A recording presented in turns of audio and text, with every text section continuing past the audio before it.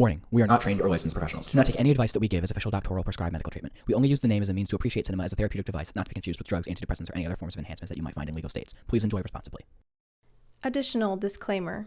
If the film says we can say it too. So check the film rating, and that will be our episode rating.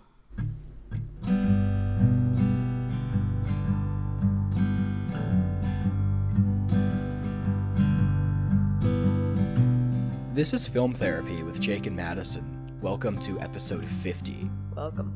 It's a huge milestone. I can't believe we're at 50. I know, this is awesome. We said from the beginning that, or close to the beginning, that Garden State would be 50 because it's a movie that brought us together. It's very, very important.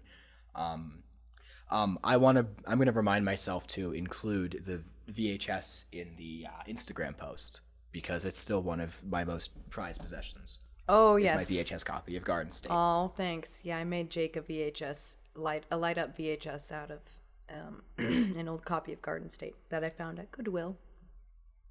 And it's really like one of the greatest things I've ever gotten. No joke. Oh, gee. Oh, jeez. Yeah, so we're talking about Garden State. Oh, and we're sick. Yeah. So we have sexy phlegm voices today. Yes, I don't have COVID. I don't think you do either. Nope, so it's both got tested. No cause for concern.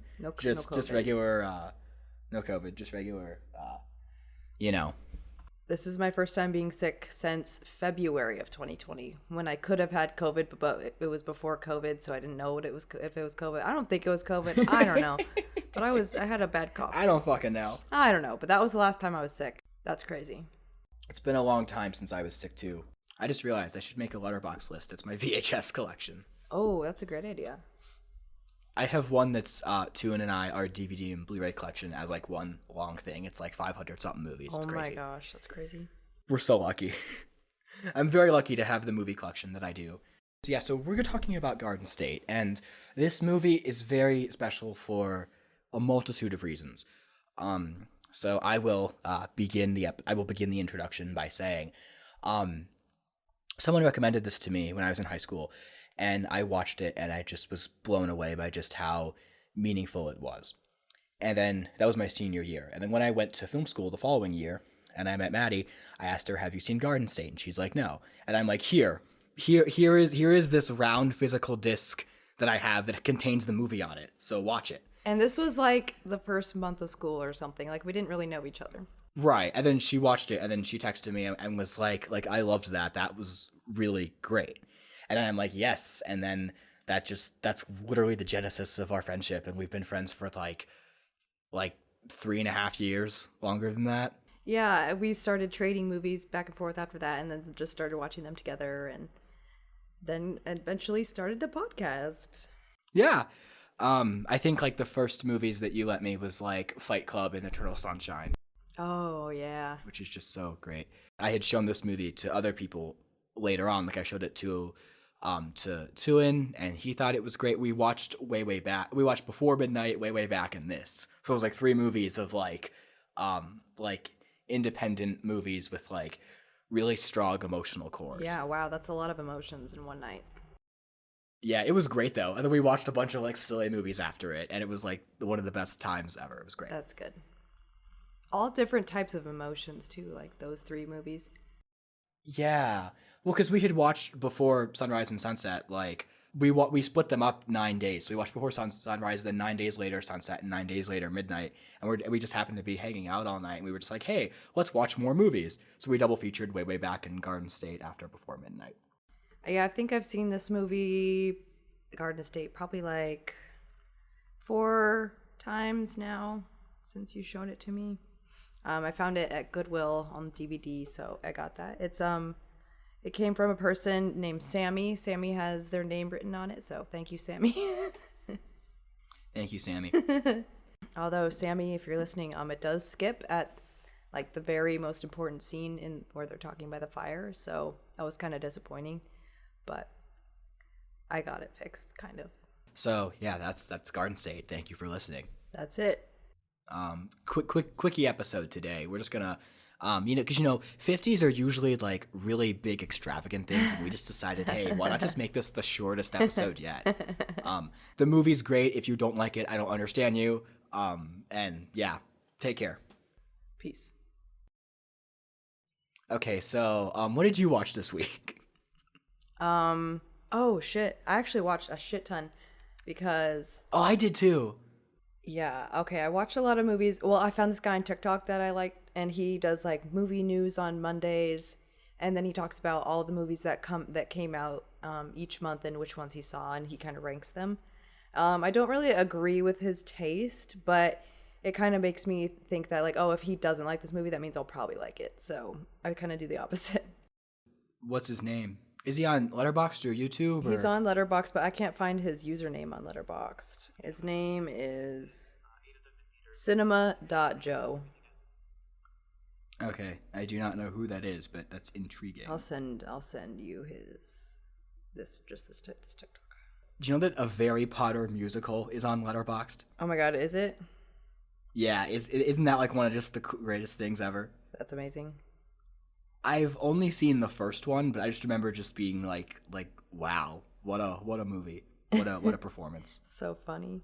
Yeah, so this guy on TikTok, he got me started on wanting to watch like some of the maybe like Oscar noms of this year probably, and just like newer ones that have come out that I haven't seen in theaters, because last time I went to theaters I spent like $50, and I was like, I really can't do that every couple weeks. So I have just been trying to watch as much as I can from home. So after I watched like all of the Christmas movies, I started back into my like favorite genres by watching The Unforgivable with Sandra Bullock. That's on Netflix. I'm sure you've seen it on the front page. Yeah, I think I did see that actually. Not the movie, but like Yeah, I just like seeing it on there. Yeah. It was good. I love Sandra Bullock so much, and yeah, she's great. I think like it could have been better as a series. Wait, did I talk about this last time? I think I did. I don't think so. Maybe you did. I think I remember saying this. It could have been better as a series, and then at the very end of the movie, it says, based on the television series, this name, and I was like, excuse me. Yeah, I remember you saying that. Yeah. Okay. After that, I watched Shrek. 5 stars. Wonderful. I need to rewatch Shrek, all the Shrek movies, because I know I've seen all of them, but I don't remember. It's funny because Shrek 2 was on TV and my mom was watching it like a few days ago, but I didn't sit down and watch it. But she turned it on like midway through. It really is a masterpiece. The first one or both of them? The first one. Okay, I also watched There's Someone Inside Your House.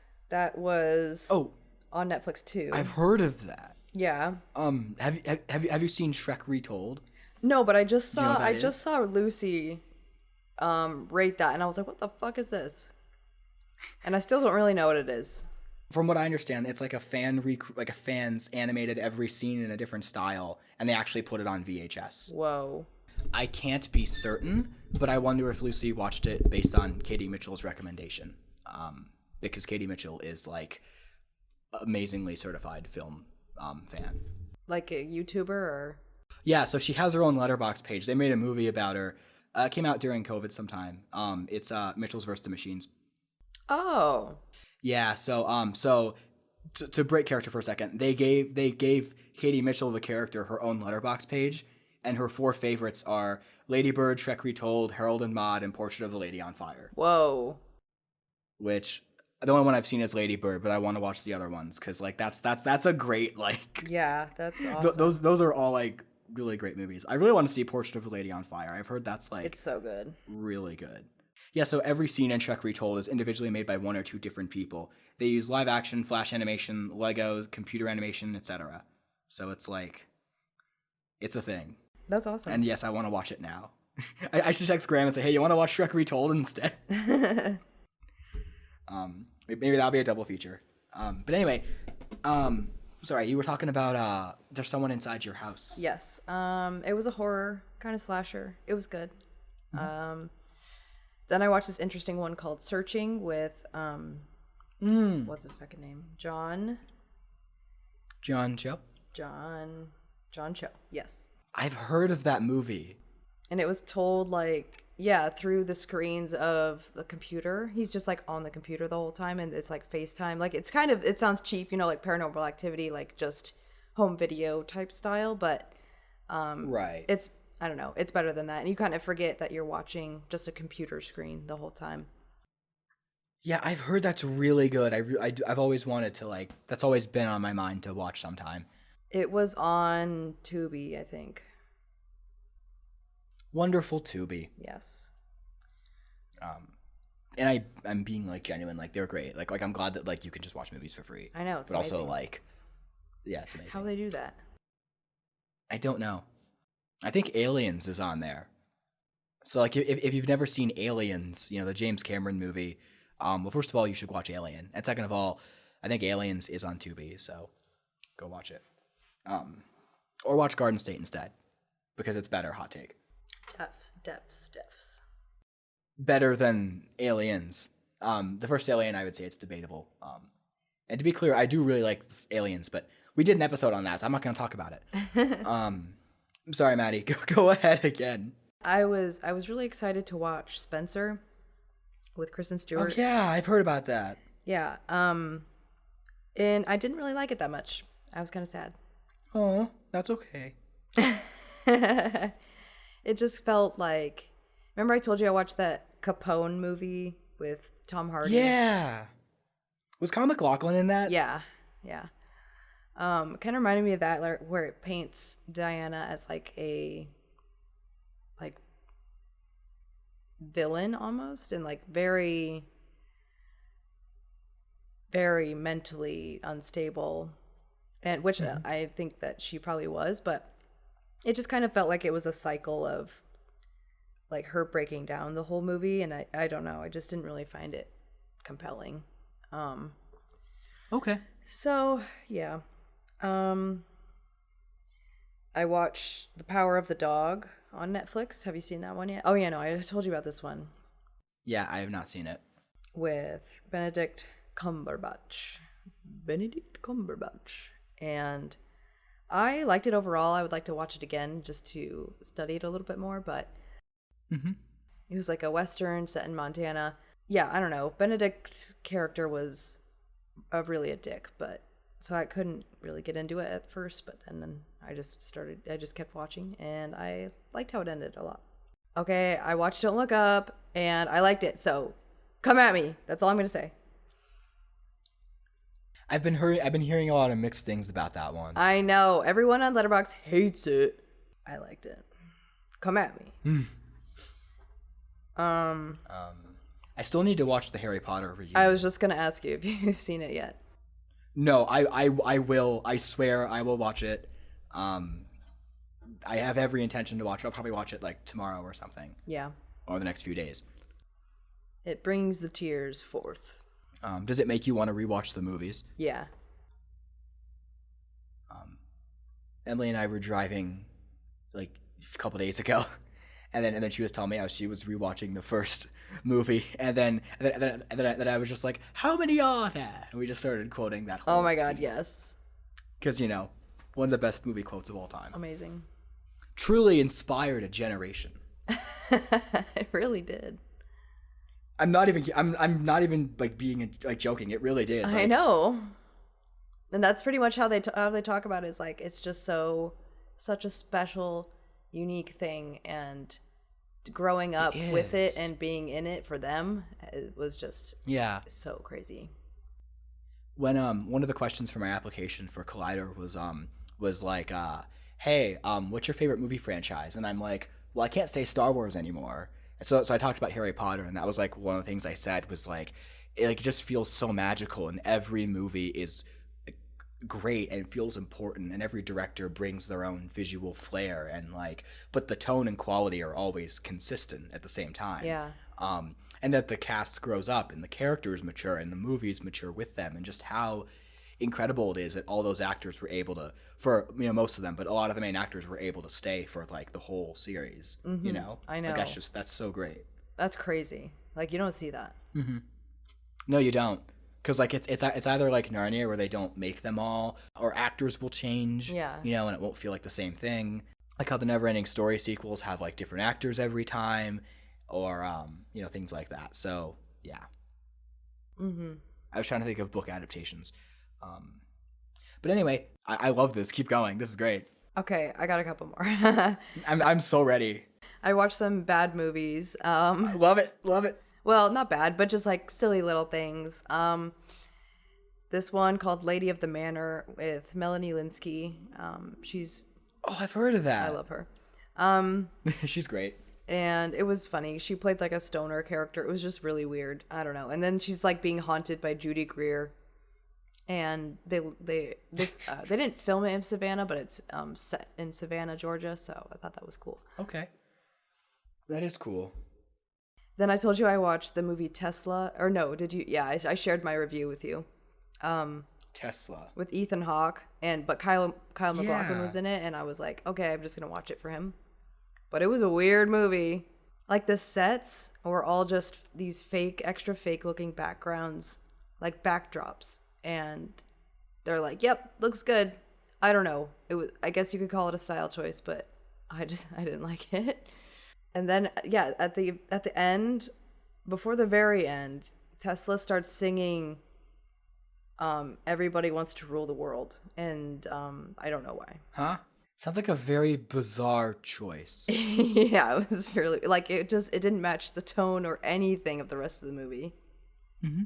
Well, I guess a little bit because the actress Eve Hewson, she was kind of the narrator, and she goes back and forth between playing J.P. Morgan's daughter and then narrating the story from like a modern perspective, like with her MacBook, and so I guess it was kind of like that, but I don't know. I didn't really like that either. So Okay. yeah, wouldn't recommend that one. Then I also watched Pig on Hulu with Nicolas Cage. Nicolas Cage. Great. Yeah, he was great. I liked the concept of it, and it was a very unusual, unique story. I thought it was just kind of slow burn, like you're kind of watching this guy happen. He's just searching for his pig, and then a bunch of other stuff happens, and he changes the world like around him. Nicolas Cage's character does. Wow.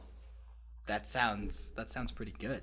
And then last one I watched 2 nights ago, called We Summon the Darkness on Netflix. That one I haven't heard of. It's got that girl from Percy Jackson movies. Oh yeah. That's another one that didn't get all the way through. Oh, Made yeah. 2 movies. That's true. I only saw the first one. Yeah, me too. It was okay. Like the storyline was good, but I don't think the writing and acting was very good. Johnny Knoxville plays a pastor. Okay. And I won't spoil it, but it's interesting. But that's all I've watched. I've watched a lot. All right. Are you ready? Yeah. So, we meant to do this for the episode, but Graham and I ended up watching A Christmas Story 2 Oh. on HBO. Oh, God. It wasn't as bad as I thought it would be, but granted, I don't like the original as much as most people do, so like, Yeah. there's that. But it's not good, but like it's weirdly fascinating. Because like none of the cast are in it. I forget what I said last episode, but like the plot is like Ralphie's like a teenager, and then he wants a car, and there's this girl that he likes, and then that's like the story, and then just like a bunch of random stuff happens. So the plot idea isn't that bad, but like it's just weird because they're trying to like recapture the first movie, but the way they go about it is really odd. And it just doesn't quite work, but in theory it's like it's not a bad idea. Okay. But also like it's totally unnecessary, and like don't make it like God knows how many years later. Yeah. No. It's funny because Graham and I were watching, and then like we realized like at one point we're like, wait, these 2 guys that are with Ralphie the whole time, they're like Flick and Schwartz from the first movie, and we didn't know which one was who until Flick got his tongue stuck in something, and we're like, oh, now we know that it's him. So and now, keep in mind that was like halfway through the movie, because they get jobs as like mall elves or something. So they're like in high school. Yeah, they're like in high school. They're like 15, 16 or like 16 years old or something. And then yeah, that's what Ralphie wants is a girl in a car. So Aw. it's not awful, but like it's not good. Like don't watch it. Okay, Like I won't. and then speaking of sequels that are inferior to the first one, Wilton and I we watched a double feature of a movie I had seen but he hadn't, and he had seen but I hadn't. So we watched European Vacation, which is personally my least favorite of the four original movies. It's just like has a lot of its humor is dated, and some parts of it are kind of like gross with how they're not like how the way it's dated. Yeah. But then there's some really funny stuff, like Eric Idle is in it, and they keep running into him, and that's really funny. And then like they keep driving around like the same roundabout all day, and then like the ending, there's like a kidnapping and like a car chase, and that's really fun. But also like of the four, or at least of the original three, because I don't remember Vegas Vacation as much, but of like the first three movies, the actors who they got to be the kids are like my least favorite of the three. Also, so that's also like a hindrance too. Yeah. But like the movie's not all bad, but like it's definitely like just watch the original and then Christmas. Like those are the two to watch. And then I had not seen this, and I never ever planned to watch this, but Wilton convinced me. So we watched Space Jam 2, the new Space Jam with LeBron James. It is, I swear, it is the worst thing ever made. It is the cringiest thing ever made. But somehow, it's also kind of like the best thing ever made. Because there's random scenes where it's not like worth saying spoilers, but like they have to go get LeBron and Bugs Bunny have to go get the other Looney Tunes. So like they go to the Matrix world and Mad Max world and like that's all like it's dumb, it's pandering, it's like really awful fan service, but I can't say I didn't enjoy seeing that. Because they'll cut just from like they'll do a shot from Mad Max Fury Road and then it just cuts to like the freaking like Roadrunner. Just like, oh my gosh, it's awful. It's so bad. That's so and then bad. the bad guy is Don Cheadle playing like this character that's like an AI, but like it's Don Cheadle, and then it's like and then once the third act starts with like the basketball game, then the movie just becomes like almost unwatchable. Oh no. Like yeah, the first movie like isn't very good either, but I still have like fond memories of watching it, and like it's not simple, but it's pretty simple, you know? Yeah. And then this one's so complex because they have to introduce like, oh, it's like LeBron, like his son likes video games more than basketball, and they don't understand each other, and that's the emotional core of the movie. Oh, geez. But then they have to go into like this computer that Don Cheadle's in. It's like Joshua from War Games, but like if you went inside of him and like going inside this computer, like there's all like Warner Brothers properties, and it's like and literally like the first 20 minutes happen. I turn to Wilton, I'm like, I have no idea what the fuck is happening.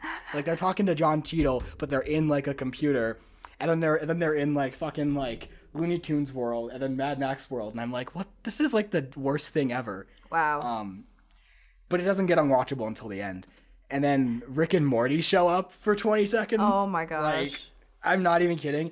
And then the one, there is one good joke where they're like, hey, we found, Daffy's like, I found Michael Jordan. And then they cue it up like it's going to be a big cameo. And then it's Michael B. Jordan. Oh no. Like the actor. And I'm like, that's pretty good. But like the rest of it is just, no, it's not good. It's not good at all, and I can't believe I watched the whole thing. But wow. I can't say I didn't enjoy myself because of how bad it was. But then the third act is like so unwatchable. I'm just like, oh my god, just fucking end, because the basketball game they're playing is a video game version. So like, and then there's like all this like really weird shit that happens. Like in the original movie, like there's like random references to like Pulp Fiction and stuff. But then in this one, it's like they double down on it and make it even weirder and worse, because there's like this awful like rapping scene, and then there's like a bunch of other random stuff, and then like you look out in the crowd and you see like the Mask and like Danny DeVito's Penguin, but it's not those actors obviously, and it's just like, this is like hot garbage. Like I don't even know why I spent so much time talking about it. It's awful. Don't watch it.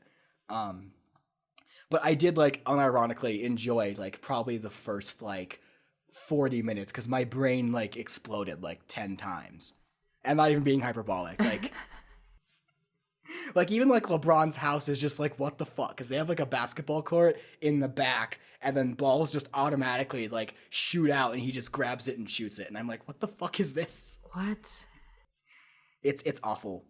And then I rewatched some of the Matrix movies, and I watched the ones I hadn't seen in preparation for the new one.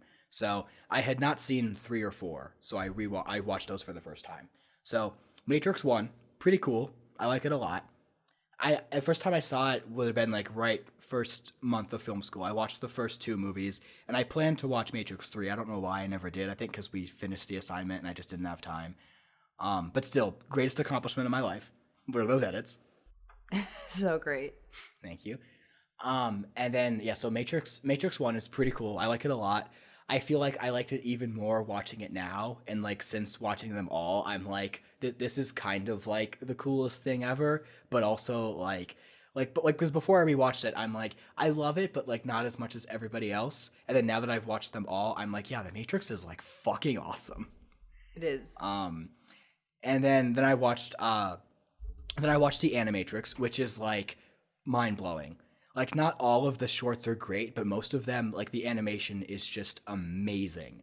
And like there's one story where they go into the background of like the backstory of the whole world, and it's just like one of like I think it's like 15 minutes long. It's like one of the best like pieces of animation like I've ever seen. Like it's incredible. And then there's like a couple shorts directed by the guy who did Cowboy Bebop, and like one of them is like a noir type story, and that's really cool. And then one of them is like this kid like breaking free of the Matrix and just like of his own will, and that's really cool. And then there's one where like the characters see like a glitch in the Matrix, but it's like a paranormal like, hey, like we found this weird thing floating in the middle of nowhere, and that's really cool. And then I watched Matrix Reloaded, the second one, which I don't think is as good as the first one, but I think the action is just like so freaking great. Like all the in-camera stuff where it's like actually like the actor is moving is just so well choreographed. It's awesome. And the score is great and everything, but like I'm one of the people that like I do like the second one a lot, but just not as much as the first. When the scene with Colonel Sanders started happening, I just texted Lucy and was like, Lucy, help me. I don't know what he's saying. I feel like so dumb.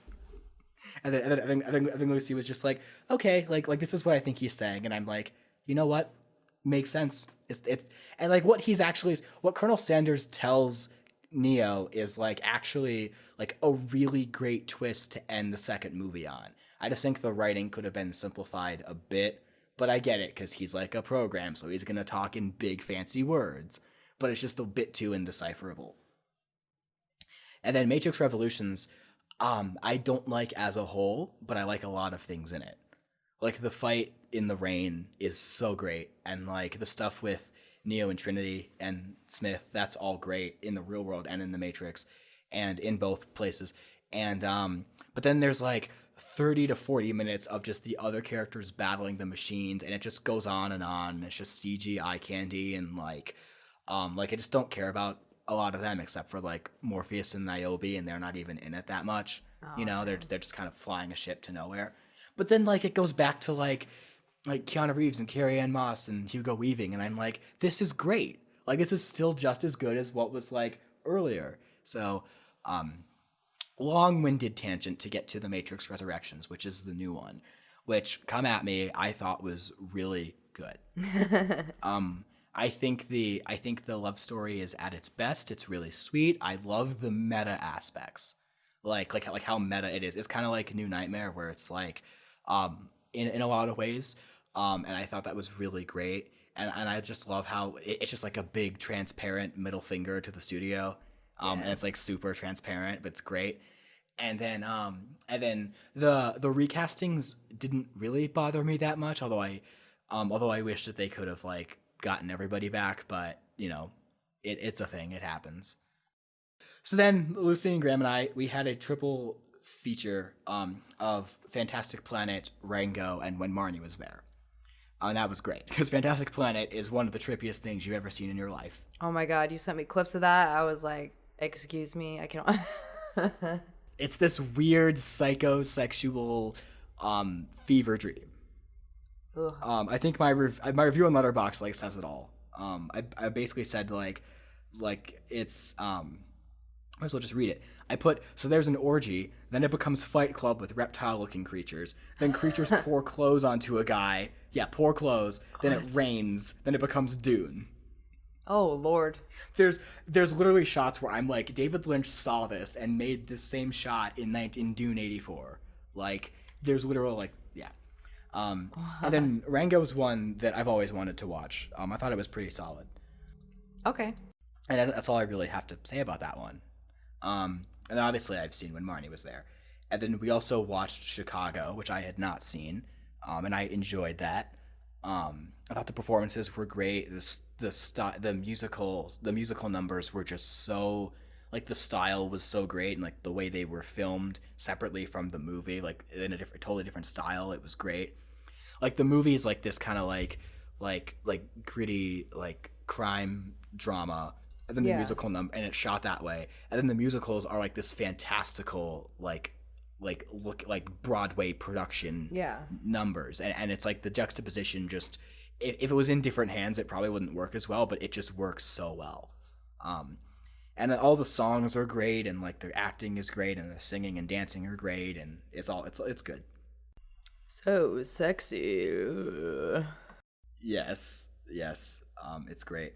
And then Lucy and I watched the cinematic classic known as Scooby-Doo. Hell yeah. And of course, when Melvin Dew came up, all the praise. Best character in all of cinema, hands down. Melvin Dew. Melvin Dew. There really is. We need to find that actor and bring him on this podcast. Where is he? Where is Melvin Dew? I need to look this up now, who plays him. Hang on. So the actor's name is Martin Broom. He has been in other films. What else is he in? He's in the movie called, it's Nightmares and Dreamscapes. That's a Stephen King thing.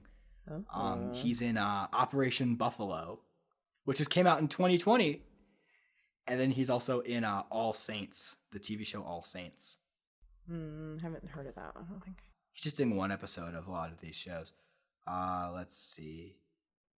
He's in a movie called The Postcard Bandit and a movie called The Wild Girls. We must watch all of them. Yes. It's like Lucy. We got to watch all the new ones now. Yeah. Susie Deakins and then this Martin Broom guy. I'm gonna see if he's on Instagram. I don't see him.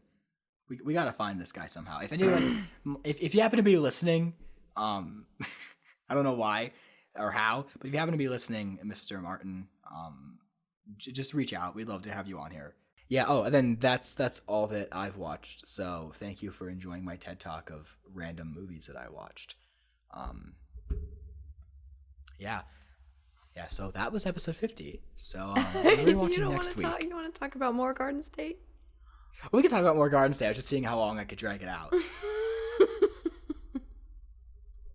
All right, I guess we'll give a little bit more, talk a little more about Garden State. Okay. Zach Braff had this quote where he said, I have this theory that your body goes through puberty in its teens and the mind goes through puberty in your 20s. Andrew is dealing with issues that you're going through all the time going into your 30s. He's lost and lonesome, which is something I definitely felt in my 20s. And I'm like, wow. Whoa. It's great. Was this his first directorial film? Yeah, so he also directed Wish I Was Here, I think it's called, and Going in Style, which I have not seen. And he has a new movie coming out called A Good Person with, I think it's what it's called. A Good Person. Yeah, with Florence Pugh, Morgan Freeman, and Molly Shannon. So I need to add that to my watch list. Yes. Yeah, Going in Style and Wish I Was Here. I have seen Wish I Was Here, and I liked it, but not as much as Garden State. It's kind of like a spiritual sequel because like it's Zach Braff playing the main character again, and then it's like him as a dad, and then it's just like him just kind of like reviewing his life and being at a crossroads and stuff. So, would you ever write and direct a movie and then also star in it? I just feel like that's too much. Yeah.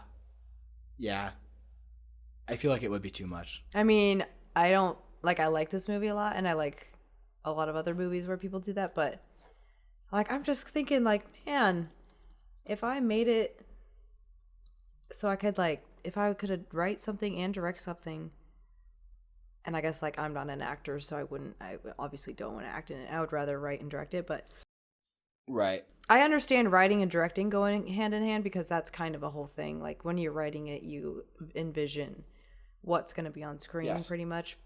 But then if you like acting, you could probably find someone to work with who could portray it how you want, and then also that helps you as a director because you're talking to them about your vision and not just doing it by yourself.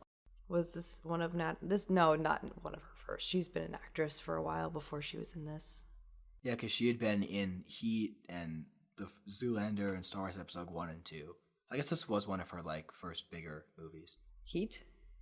Yeah, it's got Al Pacino, Robert De Niro. It's a Michael Mann movie. Oh. Val Kilmer's in it too. It's good. He's the guy that directed Collateral, Manhunter, Public Enemies, Last of the Mohicans. They filmed part of Public Enemies close to where I lived when I was young. Oh, really? Sick. Yeah, they filmed like some of the court scenes, which I haven't seen that movie, so I don't know if it was like, Johnny was there or anything, but that'd be cool. Yeah. And then he did Heat and Collateral and Manhunter, which are all very good. But I haven't seen any of those in a long time. Yeah, so this movie is just, yeah, it's so great. Like what are we supposed to say? Like the acting is great, the cinematography is great, the writing is great. It's really funny and quirky, and it's got all these little weird like it's got these little like weird details, and like it's great all around. Like I said, I think a lot of people just don't really like the quirkiness of it. Yeah. But like for me, it's like that's one of my favorite things. I think now it's kind of harder to swallow because a lot of films have copied some of the stuff it's done, and you've seen a lot of the stuff now. But since it was kind of OG indie, it was good at the time, and It's still good. my favorite scene is when he tries on the shirt that's the same as the wallpaper, and it's really just a shot, but I wish that I want like a picture of that. I want to hang that on my wall because I don't know, I just love that shot so much. He's just like, okay, I'm here. Imagine if there was just like a David Lynch version where it's like the sweeping scene from Twin Peaks. That shot just goes on for like 5 minutes. I know. Yeah. I would not mind. Nope, either. Yeah, it's kind of, I like the weird cuts and yeah, just like kind of Wes Anderson-y feel a little bit to it. A little bit, yeah. And just the style of it, I really enjoy.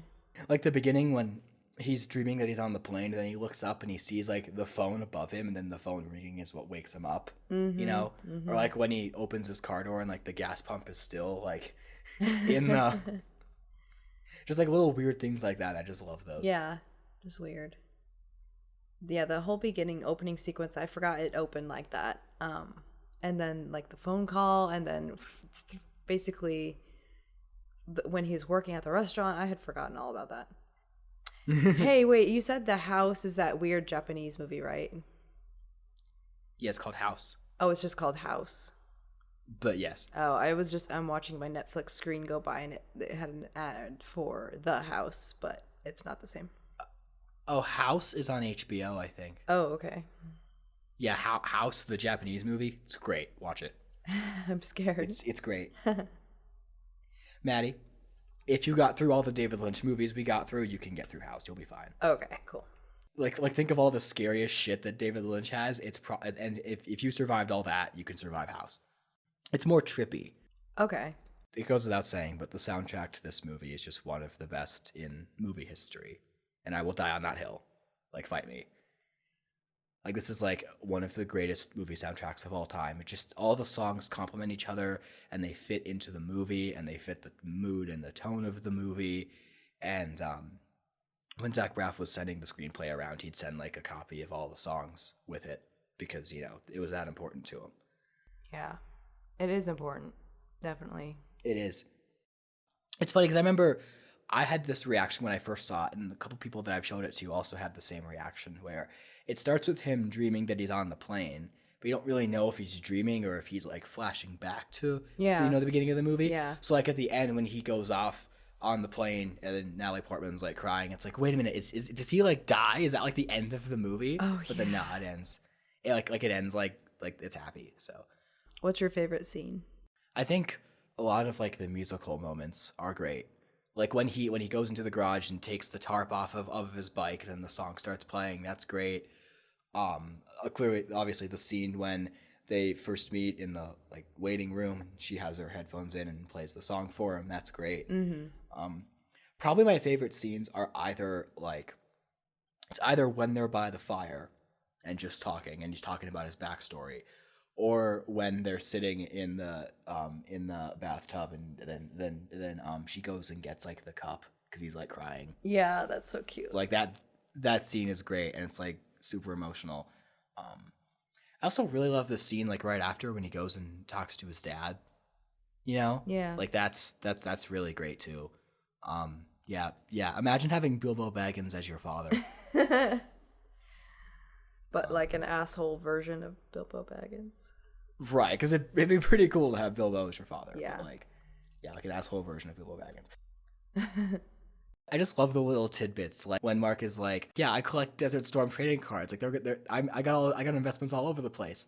And then they go to the store, then he like pretends like he's returning the knives, just little like nuances of this movie. Yeah. Like, you know, like even all the side characters are memorable. I don't know if I want to compare this. It's kind of like when you watch Napoleon Dynamite and you remember every single character, even if they only have one scene. Yeah, that's also what I kept thinking of too. It was like kind of Wes Anderson-y, kind of Napoleon Dynamite-y.